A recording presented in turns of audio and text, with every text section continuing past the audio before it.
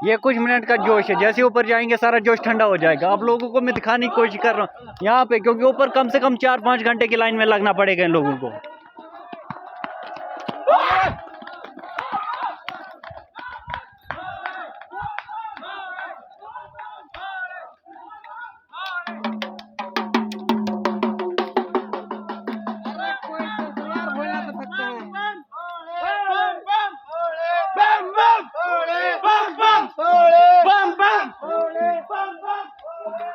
शमशे good good good good good